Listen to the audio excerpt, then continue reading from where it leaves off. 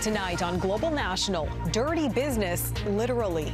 The contaminated dirt that residents say is polluting their rivers and streams. We have laws, we have regulations. They're not being respected and they're not being enforced. How a Quebec Indigenous community has become a dumping ground for organized crime.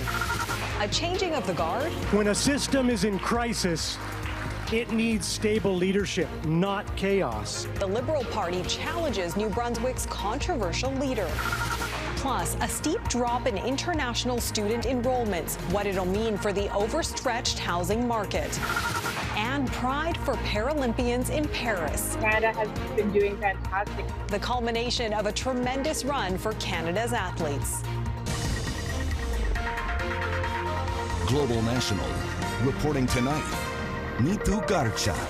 Good evening and thanks for joining us. We begin tonight in Kanesadake Mohawk territory in Quebec, not far from Montreal, and a story of a community fighting illegal polluters to protect their waterways. They're saying the Quebec government hasn't done enough to stop illegal dumping of construction waste in their territory. To put pressure, they're training volunteers on how to stop and inspect dump trucks. Illegal dumping isn't just a problem there, and as Mike Armstrong reports, there are often ties to organized criminals. This is an effort born of frustration. Locals upset, they say, governments are letting the land and waterways be polluted. Training citizens to stop trucks isn't about civil disobedience, they say, but civil obedience. We have laws, we have regulations. They're not being respected and they're not being enforced. Now, illegal dumping has been an issue in Kanesadake for years. About a dozen illegal sites, according to reports, operate on the Mohawk territory with impunity. Trucks carrying soil and material from development projects in Montreal make their way to Kanesadake through Oka. Over the summer, according to residents, as many as 200 to 300 a day. It was a train, one behind the other. You couldn't drive for a kilometer without having 10, 12 trips. It was just unbelievable. Now, the reason trucks would dump in the Mohawk territory instead of a licensed facility is money. Instead of a company paying as much as $3,000 to dump contaminated soil, for example, it can be unloaded for as little as $300. It's a practice that saved companies outside the territory millions, and one police haven't stepped in to stop, which is what this group says it may now start doing, pulling over trucks traveling through Oka to see what they're carrying. You are angry. The training includes some role-playing in case they come across angry drivers or worse. Some of the illegal dumps have links to organized crime that don't want to see the revenue stream dry up. There's a risk. We know who we're dealing with. Some elements might show up. What prevents police and inspectors from acting in Kanesadake is some of those people. The local Indigenous police force was disbanded in 2004 when it tried to crack down on crime on the territory. The Grand Chief's home was burned down by an angry mob. Kanesadake was also the site of the 1990 Oka crisis, a 78-day land dispute that escalated to the point the military was called in. Today, provincial police basically only go in when there's something very serious, fearing an escalation. Actually, they've got the order not to do some of their interventions. So this is scary. Now, organizers say they have support from citizens in Kanesadake, but that they can't speak out for fear of reprisals. Now, there have been some trucks stopped in recent days by inspectors. They've taken soil samples, but organizers say they will start stopping trucks themselves if government officials don't meet with them soon. Mike Armstrong, Global News, Oka, Quebec. A group representing nearly 100 of Canada's universities is warning of declining enrollment and revenue as Ottawa's crackdown on foreign students takes hold. As Mackenzie Gray reports, universities fear the impacts are much worse than they had initially feared. Lobby groups for post-secondary institutions say universities had a 45% drop in international student enrollment this year. And at colleges, it was a 54% decline. That's above the 35% cut the federal government implemented earlier this year. What this does come into a question of is how do Canadians want to fund the high-quality post-secondary system? Universities and colleges have increasingly turned to international students to help with that funding.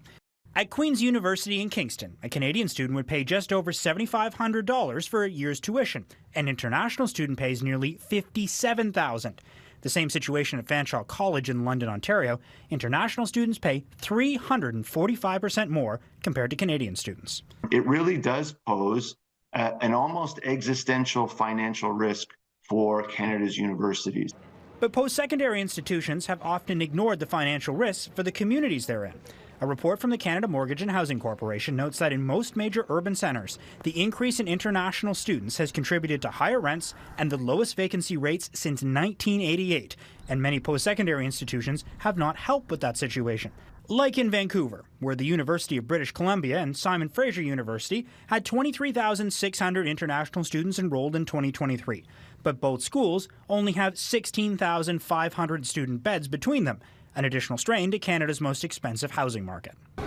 But despite the housing concerns, the universities still want more international students with fewer rules about what they're allowed to do while here. No more restrictions on their work permits, no more restrictions on graduate students, and don't make any more changes to the cap. A more permanent international student cap could be announced as soon as November, Neithu, when the Liberals put forward immigration targets for the coming years, and the Prime Minister has already signaled broad-based immigration cuts are likely to be included. All right, Mackenzie Gray in Ottawa. Thanks, Mackenzie. And a little later on Global National, we'll look at the prospect of increasing home prices given the expectation of another interest rate cut by the Bank of Canada. In Saskatoon tonight, there is an outpouring of well wishes for the victim of a horrific high school assault that took place on Thursday. Students, parents, and residents laying flowers, teddy bears, and notes outside of Evan Hardy Collegiate. They're wishing a speedy recovery to a 15-year-old girl who was doused with a flammable liquid and set on fire during the lunch hour on Thursday. The alleged perpetrator, a 14-year-old female schoolmate, has been charged with attempted murder, aggravated assault, and arson. Despite growing calls for answers, including from opposition Conservatives, there is still no word tonight from either the RCMP or the Canadian government.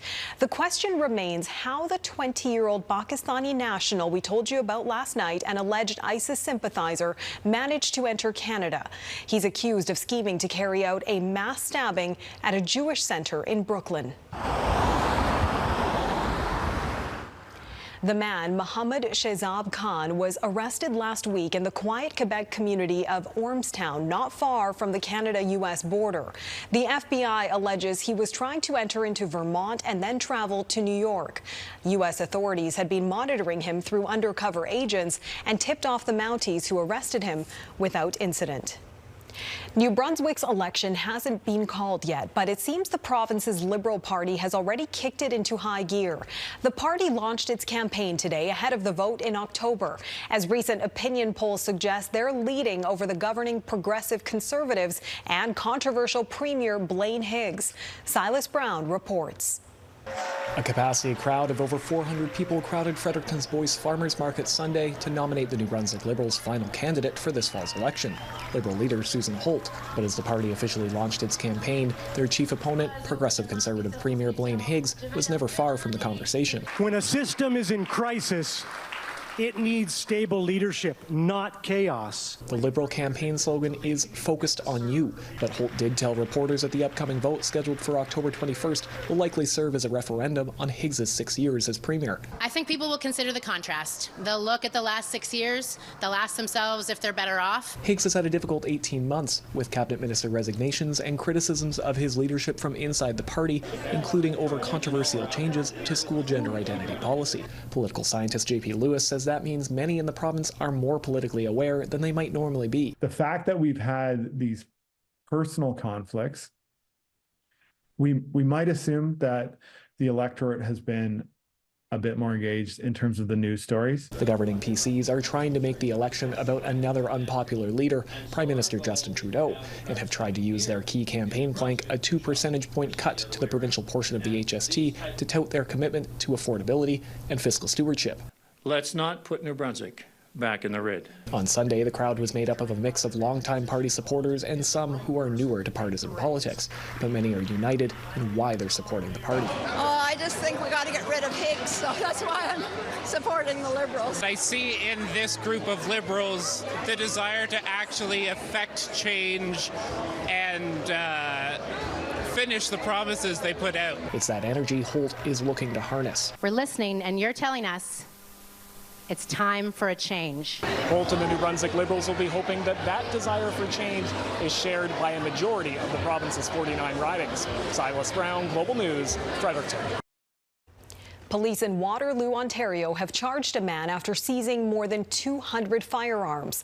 Officers who stopped a vehicle for a traffic violation spotted 17 guns and ammunition inside. A subsequent search of the man's home uncovered more than 200 other firearms, most of them allegedly improperly stored. The 39-year-old suspect is facing multiple charges. In the U.S., a manhunt is ongoing in southeastern Kentucky tonight for a suspect who opened fire on a rural highway last night, shooting multiple people. Search teams are in the woods up there. We also have assistance from federal, state, and local departments. Be aware of your surroundings. You know, he could pop up anywhere. I hate to say that, but he could. Police are searching in hilly terrain near an exit on Interstate 75 for 32-year-old Joseph Couch, who's been identified as the person of interest. Police say the suspect is armed and dangerous. 9 vehicles were hit by gunfire around 5:30 p.m. Saturday. 5 people were shot. Police have recovered the suspect's vehicle from a nearby service road and say they found an AR-15 rifle believed to be the gun used in the shooting. New details tonight into last week's deadly high school shooting in Winder, Georgia. The mother of the accused gunman says she called the Appalachia High School on the morning of the attack, warning a counselor about an extreme emergency involving her 14-year-old son. The teen, Colt Gray, has been charged with 4 counts of murder and is accused of killing 2 students and 2 teachers during the shooting on Wednesday morning. The boy's father has also been charged with 2 counts of second-degree murder. Officials say Colin Gray was charged because he knowingly allowed his son to possess the AR-15 style assault rifle used in the high school shooting. In the Middle East, 3 Israeli border guards were killed in a shooting at a border crossing between the West Bank and Jordan. Israeli authorities say a gunman drove in on a truck from the Jordanian side of the crossing before exiting the vehicle, then opening fire at security. He was then killed after a shootout ensued. The suspect's identity remains unknown, but Jordanian authorities are investigating. Israel has closed all of its land crossings with Jordan. Prime Minister Benjamin Netanyahu condemned the attack as terrorism, blaming it on what he calls the murderous ideology led by Iran's axis of evil. Venezuela's opposition presidential candidate has been granted political asylum in Spain as he goes into exile. Edmundo Gonzalez fled Venezuela after a warrant was issued for his arrest. Venezuela's government says it granted Gonzalez safe passage to help restore political stability in the country. Gonzalez had been in hiding for weeks at the Dutch embassy in Caracas. He's widely considered by both the opposition and Western governments to be the legitimate winner of July's presidential race over President Nicolas Maduro. Confidence boost for buyers. Coming up, how the latest economic shifts are setting the stage for a dynamic fall in the housing market.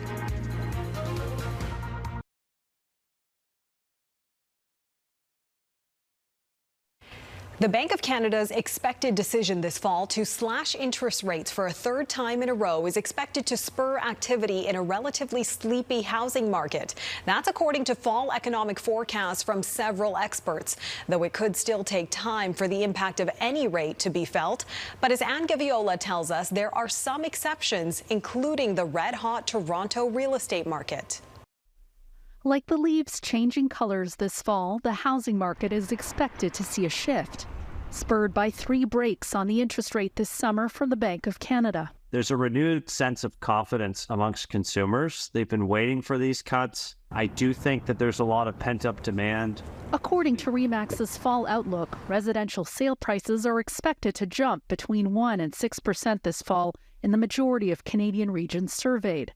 There are some exceptions, though, notably Toronto, Hamilton, Burlington, and Kitchener-Waterloo, Ontario, where prices are expected to be flat or decline. A snapshot this week showed a sluggish market in the Greater Toronto area in August, with sales activity down. TD's Rishi Sandhi says condo sales in particular will continue to struggle this fall, but that may be a plus for people waiting to get on the real estate ladder. And that'll be helpful from an affordability perspective, particularly for first-time home buyers who tend to buy those units as sort of their first home. But RE/MAX's president continues to call for a pause of the current mortgage stress test, which requires buyers to prove they can afford the higher interest rate of either 5.25% or the rate negotiated with their lender plus 2%. That policy was put in place as a preventative measure in a rising interest rate environment. And now we're in a declining interest rate environment. I don't think it's fair to that segment of the marketplace that deserves a chance to start building some equity. Even with that financial guardrail in place, many analysts expect more signs of life across Canada's housing markets this fall and beyond, though unaffordability remains relatively high. Neetu? Anne Gaviola in Toronto. Thanks, Anne. A new approach to tackle homelessness across Canada. We'll tell you what it is next.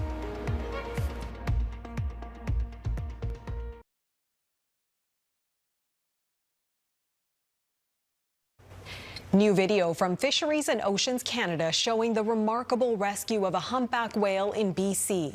The marine mammal had been struggling to free itself of 20 floats, lines and traps. Those items had become embedded onto the whale's skin and also wrapped around the animal's mouth.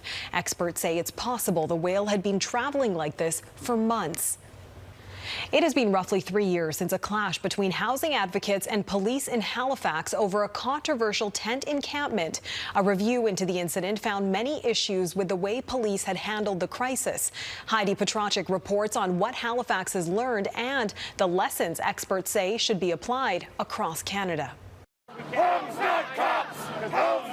Violence erupted in Halifax when city police officers used force and pepper spray on protesters protecting a makeshift shelter from demolition.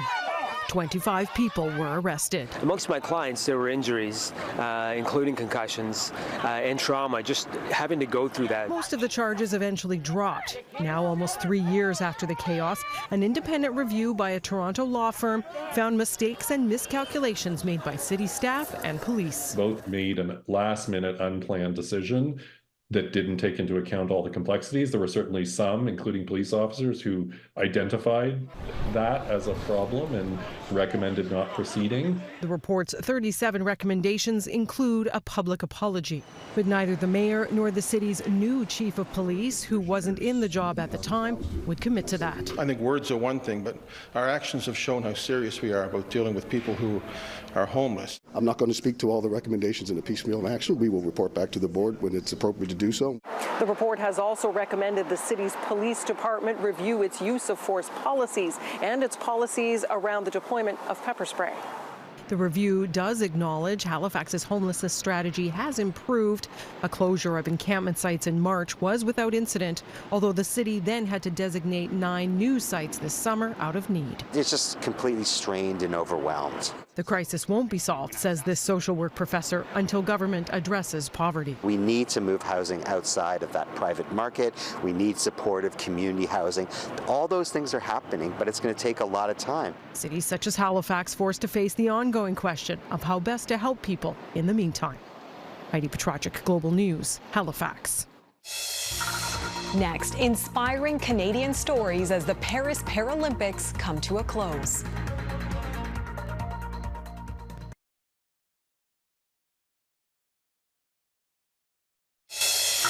Now I'll be performing at Super Bowl 59. Will you be pulling up? I hope so. American rap superstar Kendrick Lamar is headlining the 2025 Super Bowl halftime show. It's the second time Lamar will grace the stage at the NFL's main event. He also performed at Dr. Dre's star-studded West Coast hip-hop showcase in 2022. Lamar's announcement comes months after he won a highly publicized rap feud with his Canadian counterpart, Drake. The Super Bowl will take place in New Orleans on February 9th. The Paris Paralympics are officially over, and Team Canada has a lot to be proud of. A flurry of medals over the final days of competition helped Canada smash its medal total from Tokyo. Mackenzie Mazinkowski tallies up the stories of Paralympic success. Canada's Paralympic team had great success over the final few days, taking home 6 medals Saturday. Para swimmer Shelby Newkirk returned to the Paralympics for a second attempt at a medal after setting Canadian records in every event she entered at her first games in Tokyo. Yesterday I had 2 events. I had my 100 backstroke, which I won the bronze in, and then I also had a relay. And by the time I hit the wall in that relay, I was completely exhausted. I knew that I'd had the season I wanted. I achieved my goals. I hit the wall and my body was just begging for a break. Canada is leaving with the most gold medals since the 2008 Beijing Games, finishing in 12th with 10 gold, 9 silver, and 10 bronze medals. Canada has been doing fantastic and getting to be in the village and getting to be in the same apartments and Canada House as everybody, and to see like all the success coming in. And Newkirk says winning bronze wasn't her only highlight. Somebody who said their daughter is like me, and she saw somebody on TV and she saw me and she saw that these dreams are possible. And so I think that just makes it so much more meaningful, and it's something that I love about the Paralympics. Canadian paracanoeist Brianna Hennessy and swimmer Nicholas Bennett representing Canada as flag bearers in the closing ceremony. 20-year-old Bennett, Canada's first gold medalist in Paris, along with another gold and silver medal, became the first Canadian male swimmer to win multiple golds at a Paralympic Games since 2004. And 39-year-old Hennessy returns and wins silver after failing to bring home a medal in the Tokyo Games. Both amazing athletes that have achieved amazing feats, not just at this Games, but in their career. I think we all have our own story, and we all have our own hurdles that we've come through. We all have our own kind of journey to get here. Newkirk says she's walking away feeling accomplished and excited for a well-deserved break. Mackenzie Mazinkowski, Global News. Inspiring indeed. That is Global National for this Sunday night. I'm Neetu Garcha. Tonight's Your Canada is the Canmore Engine Bridge in Canmore, Alberta. Thanks so much for watching and have a great night.